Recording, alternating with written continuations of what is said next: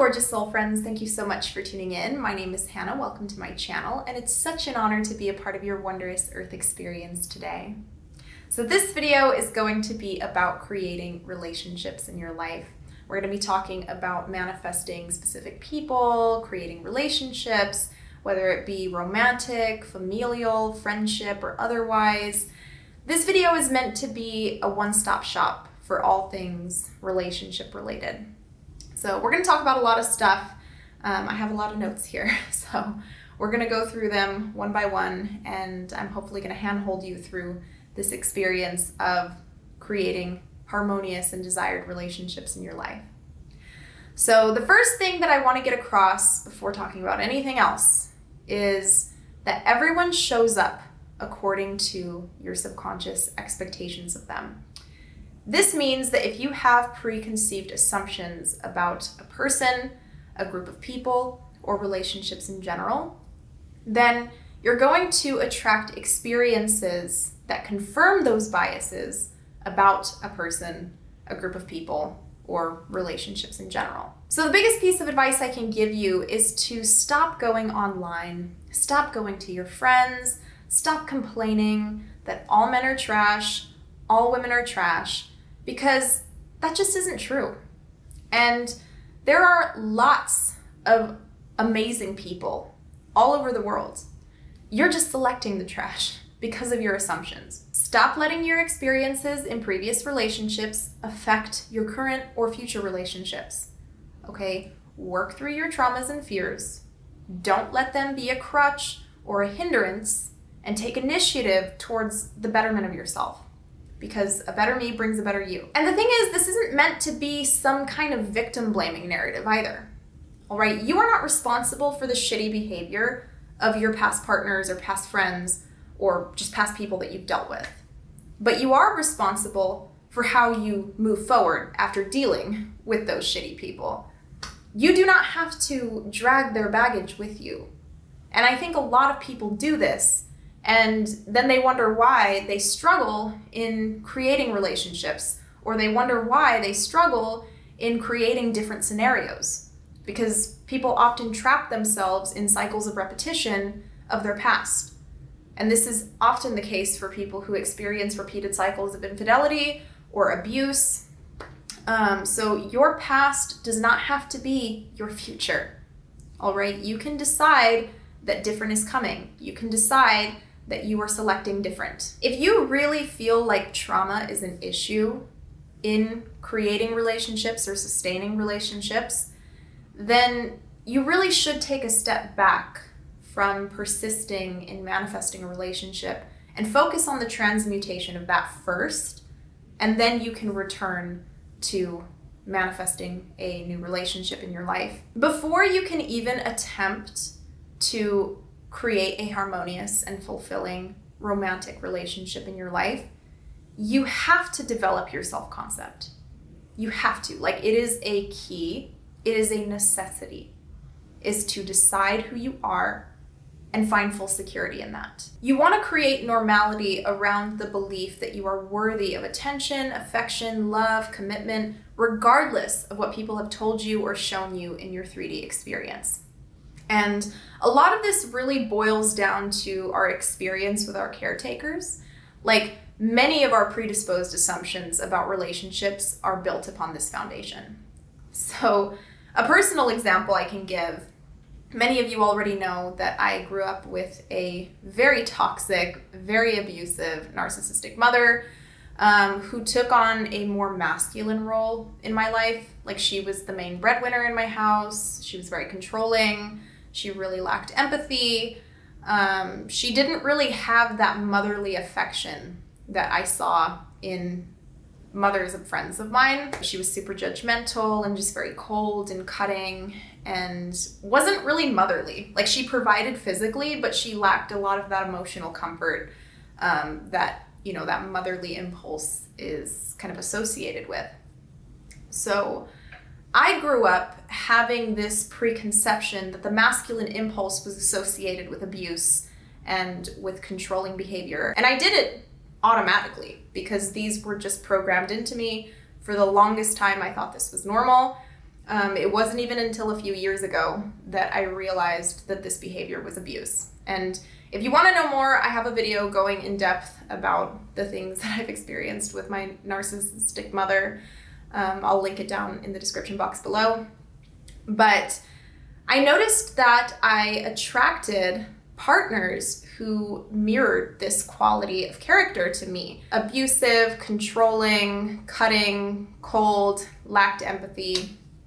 They all shared these qualities.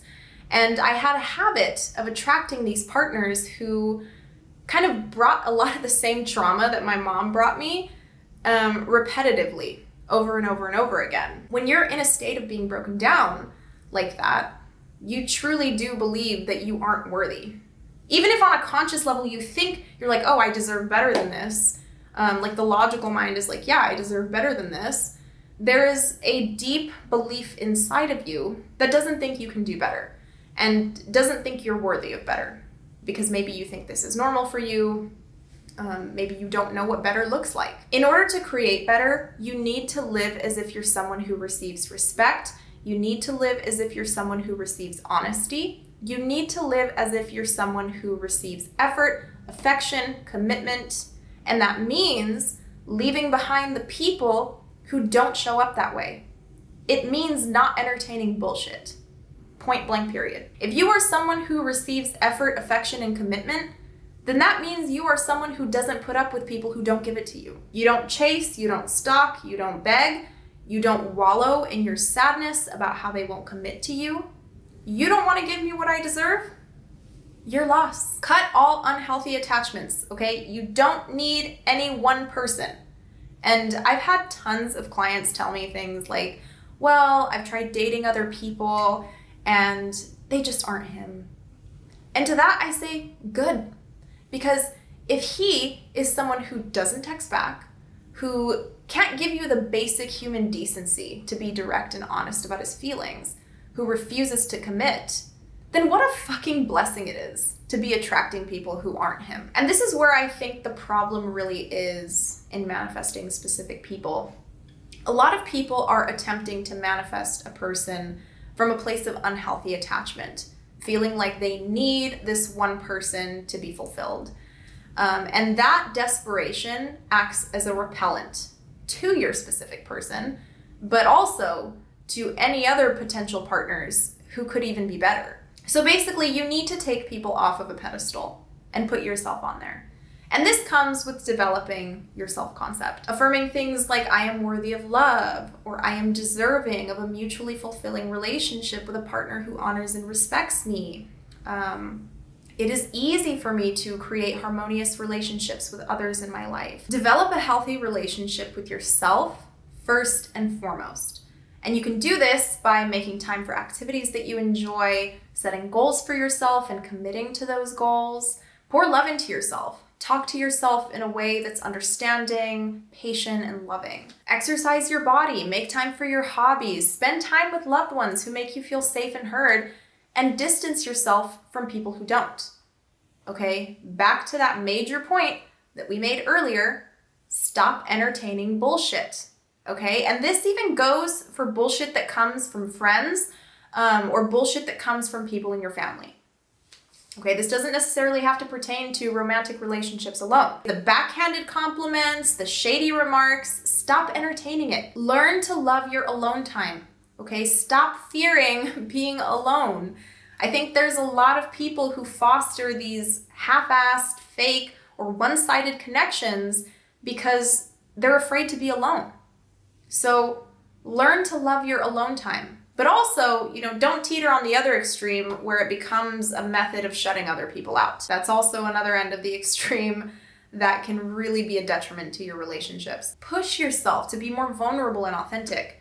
Express your feelings, even if it makes you feel icky or uncomfortable. Life is too short to not express ourselves to the fullest. Even if you're worried that the other person will become upset or see you differently, life is too short to hold things in. You deserve to give that to yourself. You deserve to not let things be a what if, okay?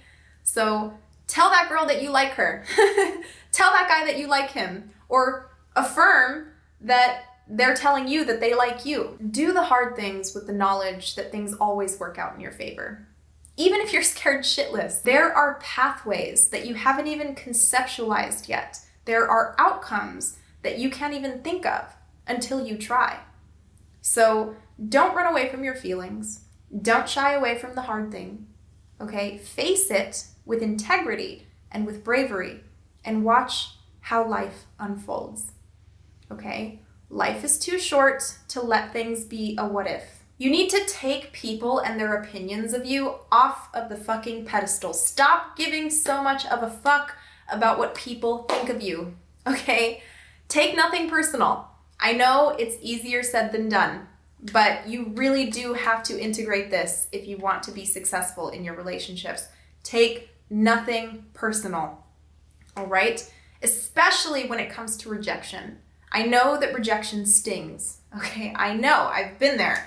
I think we've all gone through some form of rejection. It hurts, but rejection is just redirection. People's opinions and their perceptions of you are just projections about how they feel internally, okay? Most people are just projecting bullshit from their own limitations and their own insecurities. Obviously, if someone is presenting information about how you may have hurt them or something like that, then listen to it and reflect upon that behavior and how you can improve. But if you have someone who is shading you or who is berating you or making you doubt yourself, then screw their opinion.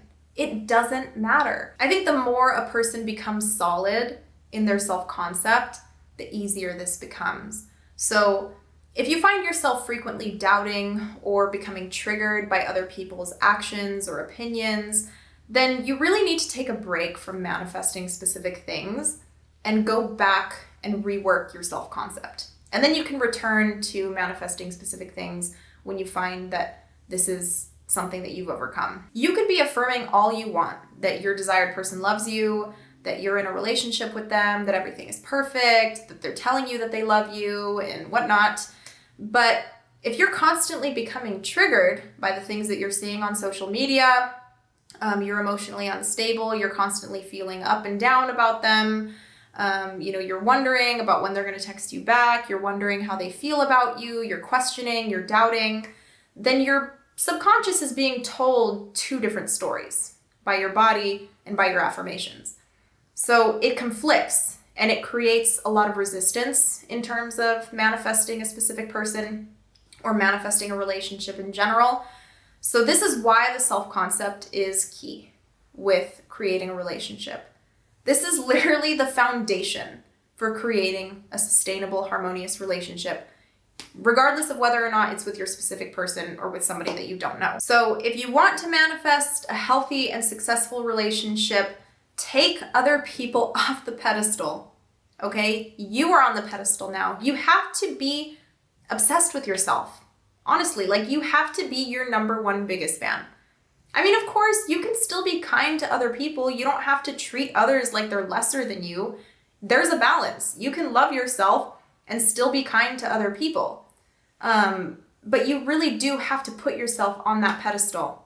You cannot accept bullshit from people. You cannot accept wishy-washy behavior from people. The only things that you can accept are the things that you want to see continue to materialize in your experience. Because everything that you're accepting, you're telling your reality to create more of that. So when you stop accepting the bullshit, bullshit stops coming your way.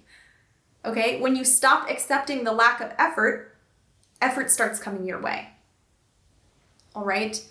Because your external reality has to conform with whatever it is that you are and are not accepting. It has to. It's law. So if you want to create any kind of relationship in your life, put yourself on a pedestal, work on your self-concept, build yourself up, identify what you want in a partner and in a relationship, and stay true to those things.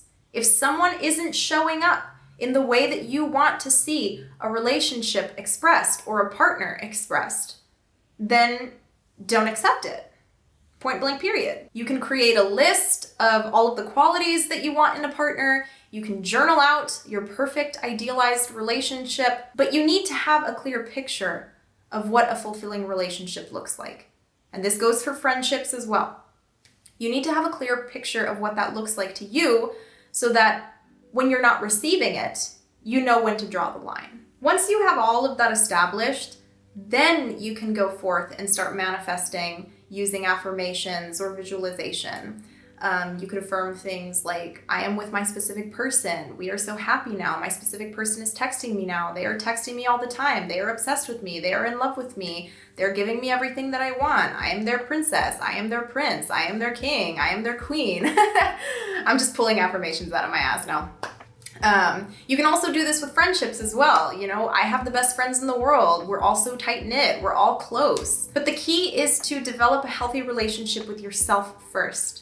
You want to establish that foundation. You want to get rid of any potential preconceived assumptions that may hinder you from creating a healthy and fulfilling relationship of any kind before you start affirming for a specific person or for a specific type of relationship. But that is the conclusion of this video, guys. Check out my book, The Big Book of Affirmations. There are plenty of relationship affirmations in this book. I will have an ebook version coming out here soon.